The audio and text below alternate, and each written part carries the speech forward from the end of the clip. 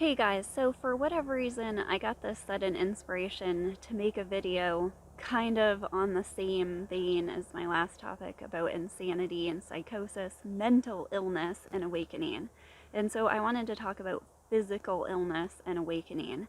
And this has been talked about quite a bit by spiritual teachers, and we realize that what psychosomatic means is a much more profound thing.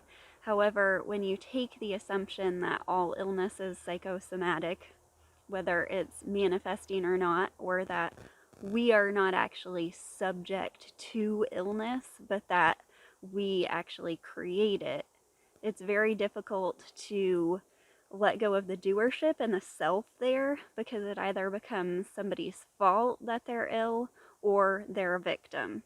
And so neither of those perspectives is correct. So it's a really tricky thing to figure out. So it's not a deeper understanding here is not a get out of jail free card. And it's funny how sometimes illness and awakening seem to coincide. And a lot of people that I've heard stories of who are really have a lot of depth spiritually or um, have had some pretty profound experiences have also had some pretty shaky enough experiences as well. So where I am filming this right now is at the property of the clairvoyant doctor. And I realized how incredibly strange it is that my awakening coincided with reading his book and that kind of destroying my reality and having this deep love and resonance and a whole bunch of synchronicities unfold right here. Um, One of those synchronicities just came to me because I was going to film this in the stone foundation, and I found a broken piece of glass with apples on it. And last year, I had, after exploring this property, there's all kinds of apple trees around here. In fact, I'm in front of one right now. And apples became the symbol before my awakening. And so last year around this time, I had this kind of impulse come up, and I had never Googled the meaning of his name for some reason, because I had become conscious of how name meanings were really creepily connected. So I hadn't done it for months and months. I'd had this strange connection here and everything. So I went and I did it, and his name means Apple King. And so I just thought the synchronicity of that was hysterical. And it also reminded me of how I had, after first moving here, there was this apple tree on the side of the road that had completely broken off, and yet mysteriously, magically had enough sap in the tree to continue to bear apples and look perfectly healthy. And someone had, before this all happened and the apple tree broke and still bore apples, someone had spray painted the word forever on a telephone pole.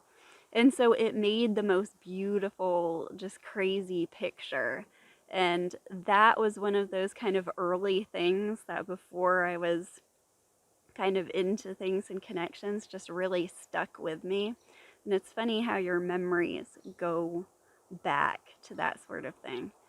But anyway, so I used to be absolutely terrified of doctors as a kid. Like it was almost an obsessive, awful problem, to the point where when I went to the doctor for a checkup, sometimes they'd be concerned about my blood pressure, and it was just because I was so scared of being there.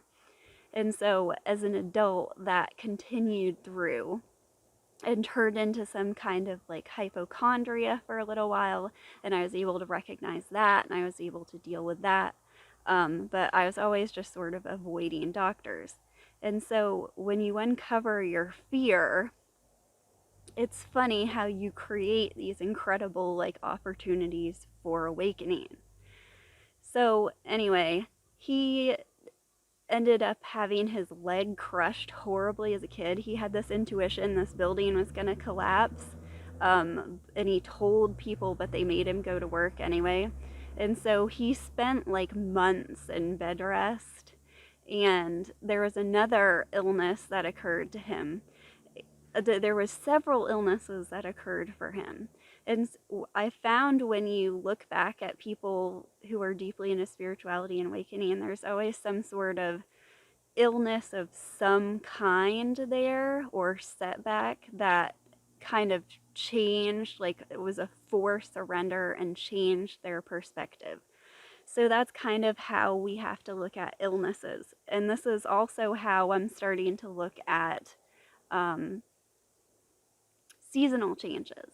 It's like fall is a kind and winter is a kind of death and a kind of starting over.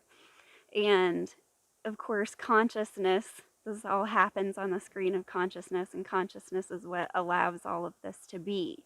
And so we're trying to go into the story aligning with the consciousness, the complete openness, the complete vast acceptance of everything. And that includes some of the really difficult, most difficult things to accept in life. And you have to have this like deep sort of love and acceptance and forgiveness for yourself in order to really go into an illness and sort of accept it and feel into it, and to see what causes it. And it's a really long process to see when you have something manifest, to see what it is. And in my case, one of the reasons I came around here and I was so interested in his book was I started to get this chronic stomach pain. And I didn't want to go to a doctor, and I didn't want to find out what was happening with me. And seeing like his intuition and how it unfolded, and opening my mind to intuition itself allowed me, that was like one of the questions and one of the things that I was opening to intuition for, was like why that was happening. And instead of finding healing in that, what I ended up finding instead was more of like a spiritual awakening kind of thing, which ended up going more into the discomfort for a time. And then over time, I ended up finding all these kind of connections and things about what was causing the stomach pain exactly. And it ended up being so many several things all at once: the diet, the exercise I was doing, the thoughts I was having about the exercise, the stress that was in my life. And all of these things had to be kind of accepted and seen at once in order for it to resolve. And it's still something that it's still a type of pain. It's like this left side stomach pain that happens. And it's I went to a chiropractor when I went to the doctor for it, because it's irresponsible not to actually use the resources we have, of course, and that can be another pitfall. So she really thought it was that I was having digestive problems that were getting confused with it, but that mostly it was a chiropractic issue. And he was really unable to help, but I could tell that she was right about that, that there was a connection with my spine there, but going to the chiropractor didn't help. And so I ended up changing my running, changing my shoes. I had this intuition to get a different type of shoes.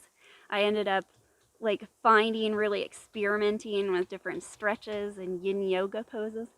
There's like a little woodpecker. He is so cute. I wish you could see him. Oh, I scared him. I ended up changing all those things up, and I ended up like completely going through my diet, doing FODMAPs, low FODMAPs diet for a while, and then finding out what was bothering me and what wasn't.